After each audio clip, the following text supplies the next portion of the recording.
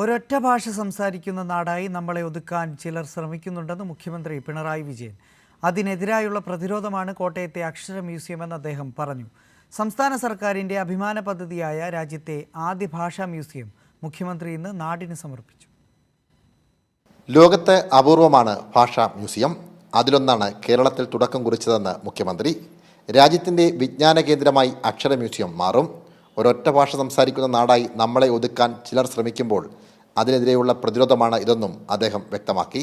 കേരളത്തിൻ്റെ സാംസ്കാരിക ചരിത്രവും നമ്മുടെ ഭാഷാ ചരിത്രവും സാഹിത്യ ചരിത്രവും എല്ലാം ഇതിൽ അടയാളപ്പെടുത്തപ്പെടും. അതിനു പുറമെ ലോകത്തിൻ്റെ വിവിധ ഭാഗങ്ങളിൽ നിന്നുള്ള ഭാഷകളുടെ ചരിത്രവും ഈ മ്യൂസിയത്തിൽ പ്രദർശിപ്പിക്കപ്പെടും. അങ്ങനെ ലോകം തന്നെ ശ്രദ്ധിക്കുന്ന ഒരു വിജ്ഞാന കേന്ദ്രമായി ഇത് മാറും. ലോകത്ത് തന്നെ അപൂർവ സ്ഥലങ്ങളിൽ മാത്രമേ അത്തരത്തിലുള്ള മ്യൂസിയങ്ങളുള്ളൂ.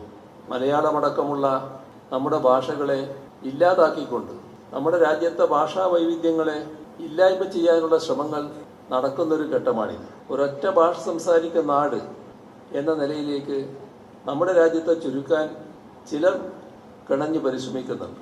അപ്പോൾ അതിനെതിരെയുള്ള ചെറുത്തുനിൽപ്പുകൾ കൂടിയായി മാറും ഇത്തരം ഗാലറികൾ. മന്ത്രി വി എൻ വാസവൻ ചടങ്ങിൽ അധ്യക്ഷത വഹിച്ചു. ഇന്ത്യയിൽ ആദ്യമായി ഒരു ഭാഷാ അക്ഷര മ്യൂസിയം നാടിന് സമർപ്പിക്കാൻ സഹകരണ വകുപ്പിന് കഴിഞ്ഞിരിക്കും. സാഹിത്യ പ്രവർത്തക സഹകരണ സംഘത്തിൻ്റെ ഈ നാട്ടകത്തുള്ള സ്ഥലത്താണ് സഹകരണ വകുപ്പ് മുൻകൈയെടുത്ത് 15 കോടി രൂപ മുടക്കി 15,000 സ്ക്വയർ ഫീറ്റിൽ ആദ്യ ഫേസ് ഇപ്പോൾ പൂർത്തീകരിച്ചിരിക്കുന്നു. ഇതിൻ്റെ 2, 3, 4 ഘട്ടങ്ങൾ കൂടി പിന്നിടുമ്പോൾ ആഗോളതലത്തിൽ ഏറ്റവും ശ്രദ്ധേയമാകുന്ന മ്യൂസിയങ്ങളിൽ ഒന്നായി ഇത് മാറിത്തീരും എന്ന കാര്യത്തിൽ സംശയമില്ല. സഹകരണ വകുപ്പും സാഹിത്യ പ്രവർത്തക സഹകരണ സംഘവും സംയുക്തമായി ഏർപ്പെടുത്തിയ 5ാമത് അക്ഷര പുരസ്കാരം എം മുകുന്ദന് മുഖ്യമന്ത്രി സമർപ്പിച്ചു.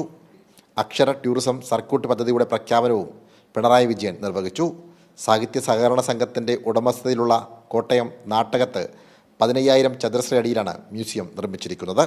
ഉദ്ഘാടന യോഗത്തിൽ സാഹിത്യ, സാമൂഹിക, സാംസ്കാരിക, രാഷ്ട്രീയ മേഖലയിലെ ബഹുമുഖ പ്രതിഭകൾ പങ്കെടുത്തു. സാംജിത് ആർപ്പൂക്കരയ്ക്കൊപ്പം സനോജ് സുരേന്ദ്രൻ, കൈരളി ന്യൂസ്, കോട്ടയം.